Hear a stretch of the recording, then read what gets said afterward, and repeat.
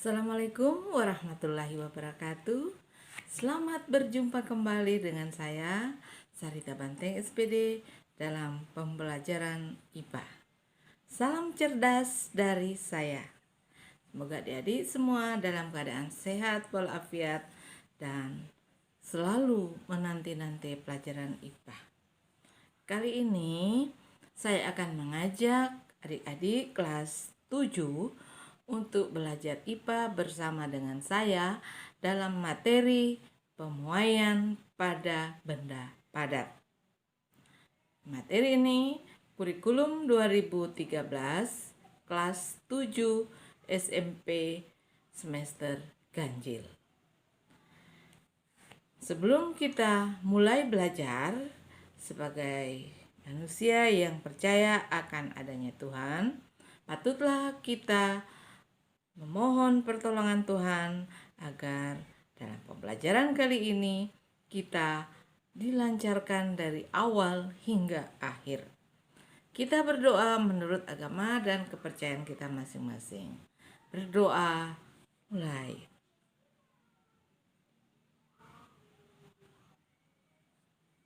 Amin. Siapkan dirinya untuk belajar karena kali ini kita akan belajar materi baru, kelanjutan dari materi-materi sebelumnya. Tentu kali ini adik-adik akan menanya-nanya, apa sih sebenarnya pelajaran hari ini? Yuk kita ikuti sama-sama. Sebelum kita lanjut pembelajaran, lebih dulu kita cari tahu dulu tujuan pembelajarannya.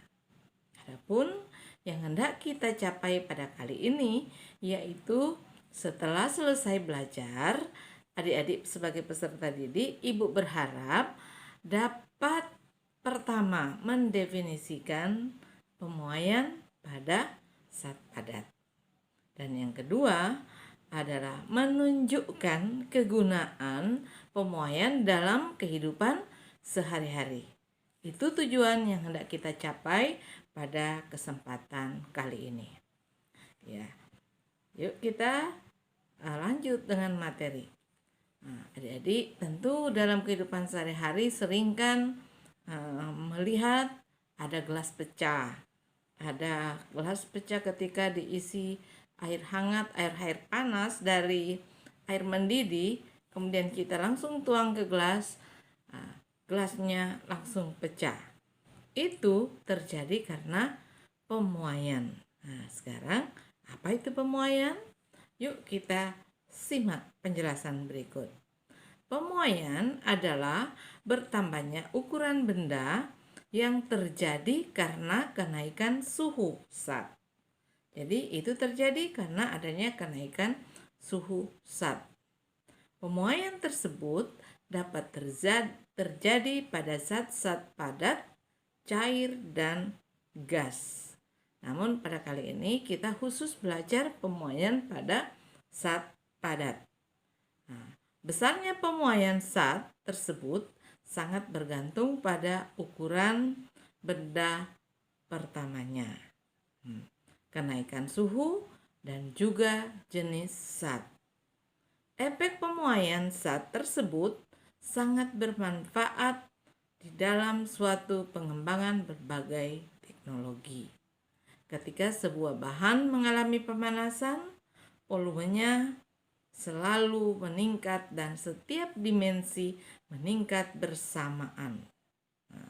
Ini terdapat dalam buku Ciara pada terbitan tahun 1978. Pada tingkat mikroskopis, dapat menentukan ketepatan hubungan antara hubungan panjang pada objek dengan perubahan suhu.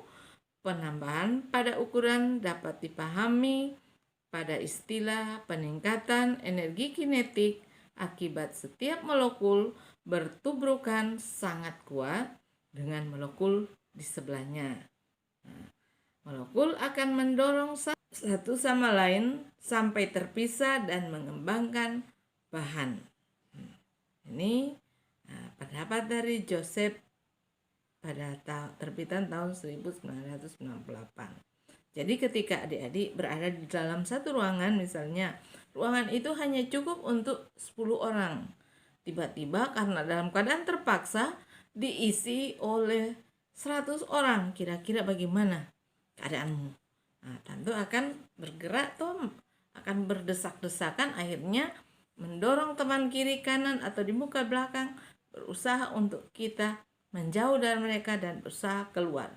Nah, demikian juga dengan benda, dia akan bergetar dan bergerak menumbuk kiri kanan, muka belakang, sehingga dia bisa terlepas dari ikatannya. Itu tuh pengertian pemuaian. Sebagian besar zat akan mengalami pembesaran jika dipanaskan atau pengecilan ketika didinginkan. Nah, kalau dipanaskan, benda itu akan bertambah, dan didinginkan dia akan menyusut. Ketika suatu zat dipanaskan, molekul-molekul yang terdapat pada zat tersebut akan bergetar lebih cepat dan amplitudo getaran akan semakin bertambah besar.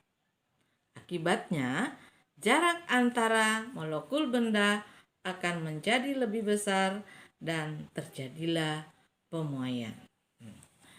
Pemuaian dapat terjadi pada zat padat, cair, dan gas. Besarnya pemuaian zat sangat tergantung pada ukuran awal benda, kenaikan suhu, dan jenis zat. Efek pemuaian sangat bermanfaat dalam pengembangan berbagai jenis teknologi. Nah, teknologi yang di sini dimaksud banyak sekali ya, seperti teknologi pembuatan setrika otomat. Nah, setrika otomat itu terpasang terus, tetapi setrikanya bisa mati sendiri dan menyala sendiri. Nah, itu nanti kita akan pelajari lebih lanjut. Itu salah satu contoh pengembangan teknologi pemuaian. Macam dan jenis pemuaian. Pemuaian terbagi menjadi 3, yaitu pemuaian zat padat, zat cair, dan gas. Ketiga jenis ini akan dijelaskan sebagai berikut. Yang pertama, pemuaian pada zat padat. Ini zat padat ketika kita kalau lihat rel kereta api atau sambungan jembatan yang menggunakan besi, kita lihat selalu rel kereta api atau sambungan jembatan itu ada celahnya. Apa tujuan celahnya? Supaya ketika besi ini memuai, dia tidak bertumbuk dan akhirnya melengkung ke atas, karena masih ada rongga untuk dia tempat memuai.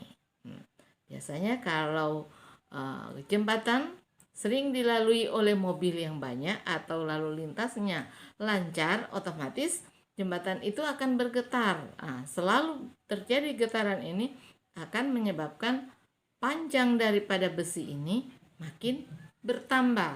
Nah, makin bertambah ini kalau kita tidak siasati dengan memberikan celah antara dua besi yang disambung tadi, maka akan menyebabkan jembatan itu akan melengkung ke atas ataupun melengkung ke bawah. Nah, jadi kalau kita menemui hal seperti itu berarti pemasangan besi jembatannya yang ada kekeliruan. Pemuaian zat padat adalah jenis pemuaian yang terjadi pada suatu benda. Contohnya seperti bingkai jendela. Pernah melihat orang memasang bingkai jendela? Nah, bingkai jendela, rel kereta api, dan kabel listrik. Kabel listrik kan kalau terang lihat kabel listrik yang dipasang di jalan biasanya tidak dipasang terlalu kencang atau juga tidak terlalu kendur. Ada tujuannya di situ. Bingkai jendela pada siang hari tampak melengkung. Dia akan melengkung itu bingkai jendela karena mengalami pemuaian. Hal ini terjadi karena benda tersebut mengalami pemuaian.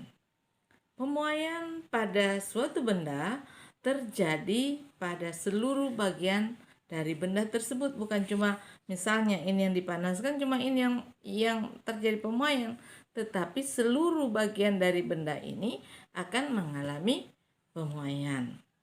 Pemuaian pada suatu zat padat dibedakan menjadi 3, yaitu pemuaian panjang, pemuaian lebar atau luas, dan pemuaian volume atau isi. Jadi 3 jenis pemuaian yang terjadi pada zat padat. Pemuaian panjang, yang bagaimana sih pemuaian panjang itu? Yuk. Pemuaian panjang adalah bertambahnya ukuran panjang suatu benda karena menerima kalor. Jadi kalau kita berikan kalor, benda itu akan mengalami pemuaian. Itu pemuaian pada panjang, dia akan mengalami pertambahan panjang. Pada pemuaian panjang, nilai lebar dan tebal sangat kecil dibandingkan dengan pertambahan panjang dari benda tersebut. Berarti dianggap di sini lebar dan tebal dianggap tidak ada pemuaian. Contoh benda yang mengalami pemuaian panjang saja adalah kawat kecil yang sangat panjang sekali. Contohnya ini kabel listrik ya. Kabel listrik kalau di siang hari dia akan melengkung seperti ini karena dia mengalami pertambahan panjang. Makanya kita tidak bisa memasang kabel listrik itu setegak mungkin pas dengan jarak antara dua tiang ini. Harus diberi celah. Nah, kenapa? Karena kalau pagi hari atau malam hari ketika kabel ini tidak terkena sinar matahari, dia akan mengendur seperti ini. Tapi kalau kita pasang dia pas-pasan, maka dia akan bisa putus ini kabel. Makanya oleh petugas PLN memasang kabel ini harus diberi panjang yang agak lebih sedikit, lebih panjang sedikit dari dua tiang ini, agar ketika kabel ini menyusut dia tidak akan putus. Demikian juga ketika dia panas atau dikenai sinar matahari pada siang hari, dia tidak akan melengkung sampai di tanah atau batas aman dari orang yang akan lewat di bawah kabel. Ini pada pemasangan kabel listrik ini siang hari, dan ini pada malam hari atau pagi hari. Pemuaian panjang suatu benda dipengaruhi oleh beberapa faktor. Jadi ada faktor-faktor yang mempengaruhi pemuaian panjang dari suatu benda. Antara lain, ini pemuaian panjang ini dipengaruhi oleh panjang awal benda. Berarti ketika benda itu belum dipanaskan, kita ukur dulu panjangnya berapa. Kemudian koefisien muai panjang, berapa besar pertambahan panjangnya dari benda itu, dan berapa besar perubahan suhunya. Koefisien muai panjang suatu benda sendiri dipengaruhi oleh jenis benda atau jenis bahan. Jadi beda ya, benda yang terbuat dari baja atau besi ataupun aluminium, pertambahan panjangnya berbeda karena jenis bahannya yang berbeda. Kalau aluminium cepat panas, maka benda itu pun pertambahan panjangnya lebih cepat dibandingkan dengan besi dan baja. Baja lama panas, lama juga pertambahan panjangnya atau lama memuai. Secara matematis, persamaan yang digunakan untuk menentukan pertambahan panjang benda setelah dipanaskan pada suhu tertentu adalah sebagai berikut, seperti yang ada di bawah ini. Ini segitiga ini adalah melambangkan delta atau perubahan. L besar ini adalah panjang, berarti delta L itu perubahan panjang. Perubahan panjang ini sama dengan delta L sama dengan L0 kali alfa atau koefisien muai panjang dikali dengan delta T atau perubahan suhu. Ini perubahan panjang. Sedangkan panjang akhir setelah dipanaskan, dia akan memiliki rumus seperti ini. L sama dengan L0 atau panjang mula-mula dikali dengan 1 tambah koefisien muai panjang kali perubahan suhu. Jadi alfa ini adalah koefisien muai panjang dikali dengan delta T atau perubahan suhunya. Keterangan ini ada di bawah, ini simbol-simbol ini, keterangannya ada di bawah sini. Nah, L besar ini sama dengan panjang akhir.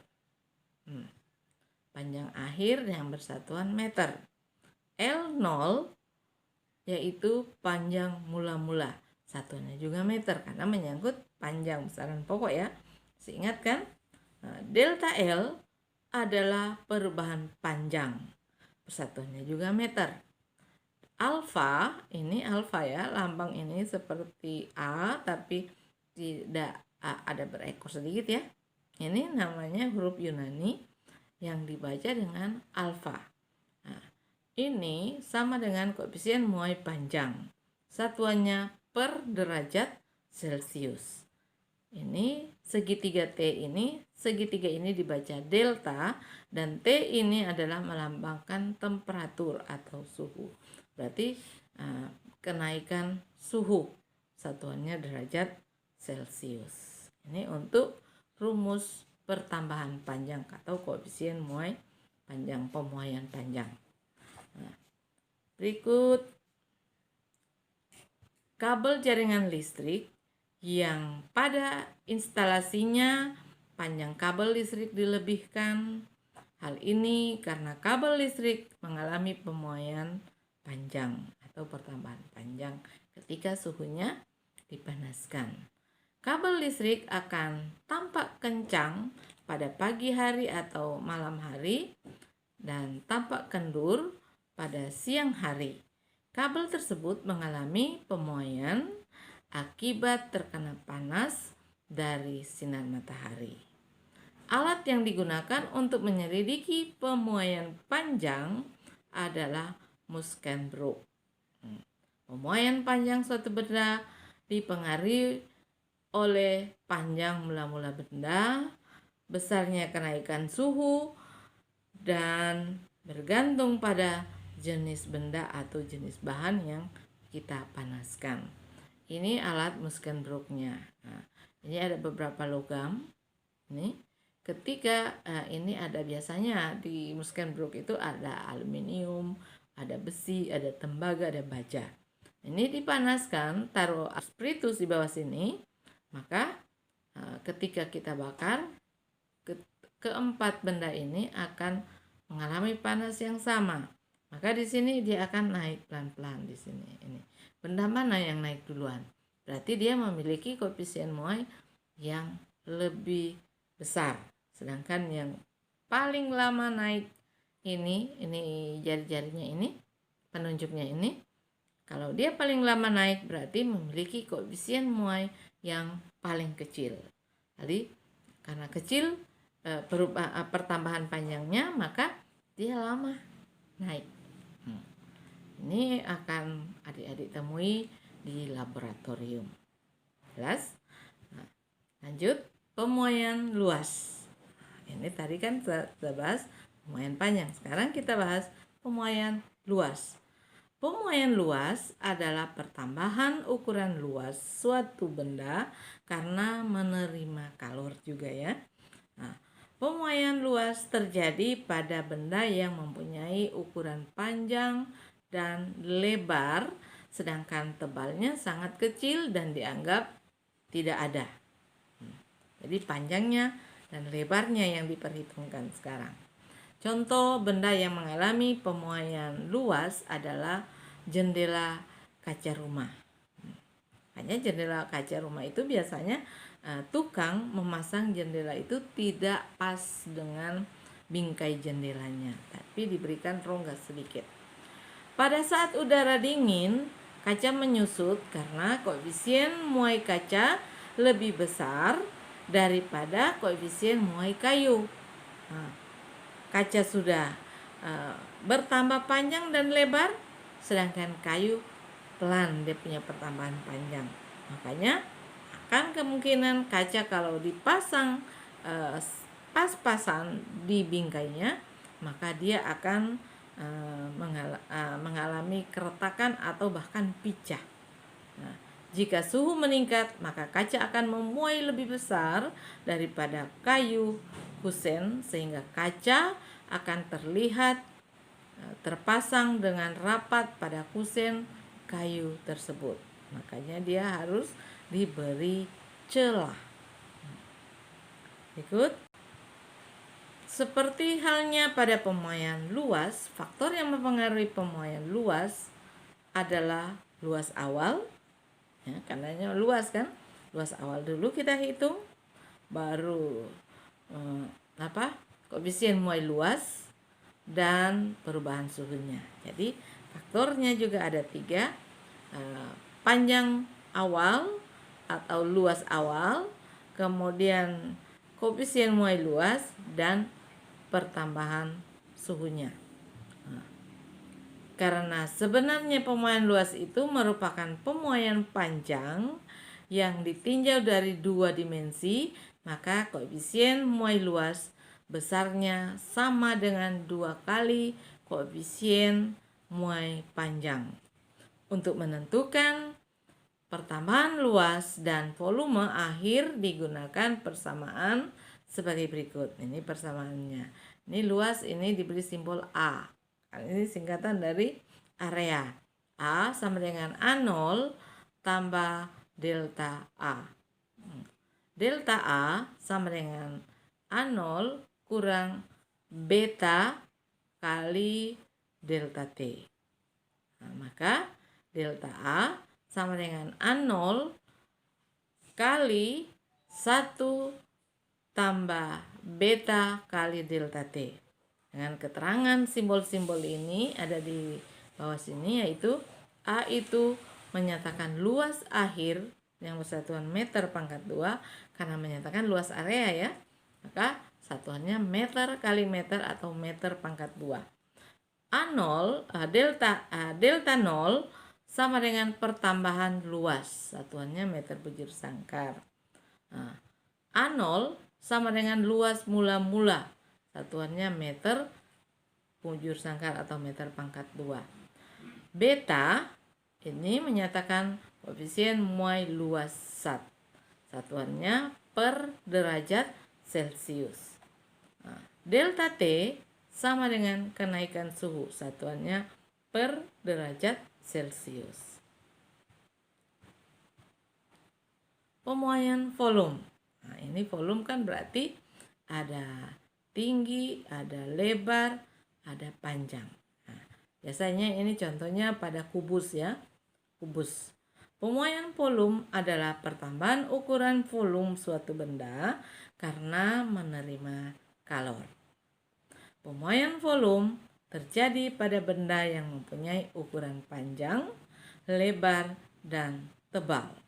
Contoh benda yang mempunyai pemuaian volume adalah kubus, balok, dan lain-lain. Volume merupakan bentuk lain dari panjang dalam 3 dimensi. Jadi panjang kali lebar kali tinggi, berarti 3 kali pemuaian. Makanya karena itu untuk menentukan koefisien muai volume sama dengan 3 kali koefisien muai panjang atau sama dengan 3 kali alfa. Kalau alfa kan pemuaian panjang, 1 kali muai panjang. Kalau beta berarti 2 kali muai panjang. Kalau gamma berarti 3 kali muai panjang. Sehingga persamaan yang digunakan untuk menentukan pertambahan volume dan volume akhir suatu benda adalah volume akhir sama dengan V0 kali 1 tambah gamma kali delta T.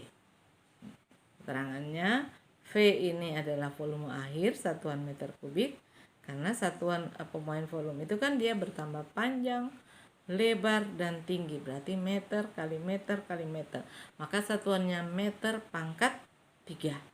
Nah, V0 yaitu volume mula-mula sebelum dipanaskan, satuannya juga meter pangkat 3 atau meter kubik. Nah, delta V atau perubahan volume atau pertambahan volume satuannya juga meter pangkat 3. Kemudian ini gamma adalah koefisien muai volume, satuannya per derajat Celcius. Sedangkan delta T sama dengan kenaikan suhu, satuannya derajat Celcius. Kesimpulan dari pelajaran kali ini yaitu pemuaian panjang suatu benda dipengaruhi oleh beberapa faktor, yaitu panjang awal benda, koefisien muai panjang, dan besar perubahan suhu. Sedangkan pemuaian luas terjadi pada benda yang mempunyai ukuran panjang dan lebar, sedangkan tebalnya sangat kecil dan dianggap tidak ada. Dan pemuaian volume terjadi pada benda yang mempunyai ukuran panjang, lebar, dan tebal. 8 konsep pemuaian zat dalam kehidupan sehari-hari antara lain, ini ada 5. Pemasangan kaca jendela, ini memanfaatkan prinsip pemuaian. Dan yang kedua, pemasangan sambungan rel kereta api atau pemasangan besi jembatan. Dan yang ketiga, pemasangan bingkai besi pada roda pedati. Nah, lihat roda pedati yang masih tinggal di desa-desa melihat ada itu roda pedati, biasanya untuk mengangkut kelapa. Orang-orang dulu kan menggunakan pedati. Rodanya, di pinggiran rodanya diberikan lingkaran dan terbuat dari besi. Itu pun mereka tidak harus pasang pas-pasan, tapi diberi celah sedikit, mengingat karena besi itu juga memuai dan kayu juga memuai, jangan sampai roda pedatinya cepat rusak. Dan yang keempat, pemasangan jaringan listrik dan telepon. Kabel listrik dan telepon biasanya dipasang agak ada celah sedikit, ada lebih sedikit kabelnya. Dan yang terakhir, keping bimetal pada setrika otomat dan lain-lain. Atau biasanya di lampu merah atau persimpangan jalan, ya, lampu lalu lintas di persimpangan jalan, kita lihat mati menyala bergantian antara hijau, merah, dan kuning. Nah, itu dipasang prinsip pemuaian di dalam. Setelah kita belajar, di akhir pembelajaran kali ini Ibu akan menguji pemahaman adik-adik, apakah adik-adik menyimak dengan baik penjelasan saya atau tidak. Nomor 1, jelaskan mengapa dalam pemasangan kaca jendela harus diberi celah sedikit, tidak dipasang secara pas. Berikan alasanmu. Dan yang kedua, mengapa setrika listrik, lampu lalu lintas di persimpangan jalan menyala dan mati secara otomatis, sedangkan di situ tidak diberi saklar? Beri alasan, ya. Sampai di sini pembelajaran kita kali ini. Mohon dikerjakan soal-soal tadi, kemudian dikirimkan ke guru mata pelajaranmu. Nah, sekian perjumpaan kita kali ini. Semoga bermanfaat dalam kehidupan kita sehari-hari. Dan kita tutup dengan doa menurut agama dan kepercayaan kita masing-masing. Semoga ilmu yang kita barusan pelajari kali ini dapat bermanfaat di dalam hidup kita masing-masing dan bisa meningkatkan taraf hidup kita, dan kita tidak dianggap sebagai manusia yang tidak tahu apa-apa. Karena sudah belajar, berarti kita sudah cerdas dan sudah pintar. Nah, kita berdoa menurut agama dan kepercayaan kita masing-masing. Berdoa mulai. Doa selesai. Sampai bertemu pada episode selanjutnya. Dan jangan lupa, jika penjelasan saya ini bagus, silakan klik like. Dan terakhir, Jangan lupa subscribe bagi Anda yang belum pernah menekan subscribe dan lonceng, supaya adik-adik tetap mendapatkan tambahan ilmu berikutnya dari saya di episode selanjutnya. Karena kali ini Ibu bahas sedikit demi sedikit, karena kalau Ibu bahas secara keseluruhan, Ibu pun mau upload ke YouTube sangat sulit. Jadi untuk itu Ibu upload secara sedikit demi sedikit dan pelan-pelan agar adik-adik bisa memahami secara baik pelajaran yang saya sampaikan. Sekian, sampai bertemu di episode selanjutnya. Wassalamualaikum warahmatullahi wabarakatuh.